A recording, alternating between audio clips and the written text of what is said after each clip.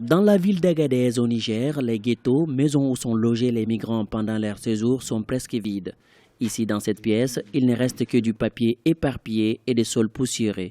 Ces centres servaient autrefois d'escale pour les migrants qui préparent le voyage à travers le désert saharien vers l'Europe. Aujourd'hui, il est vide, mais à l'intérieur, des messages gravés sur le mur d'argile témoignent le vécu des personnes qui l'avaient occupé.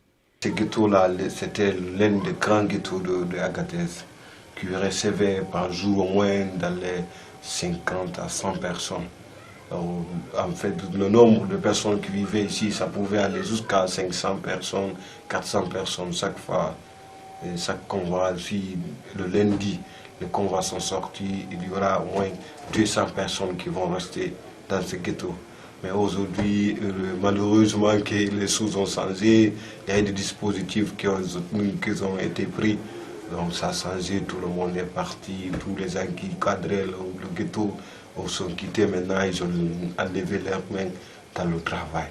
Ici, c'est croisé des Maliens, des Sénégalais, des Guinéens, des Gambiens, entre autres. Un condensé des migrants d'Afrique de l'Ouest, tous unis pour les mêmes désirs, partir pour l'Europe à tout prix. Un voyage de tous les dangers. J'ai la nostalgie lorsque je voyais les hangars ici, je vivais avec beaucoup d'amis.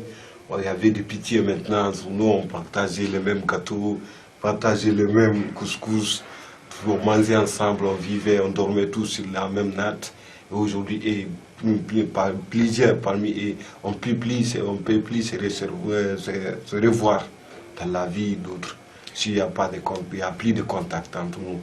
Le Niger est considéré comme l'un des principaux pays de transit des migrants. En décembre 2016, le gouvernement nigérien a signé un certain nombre de conventions de financement à hauteur de 500 millions d'euros avec l'Union européenne. Une partie de ces fonds servira à gérer les flux migratoires.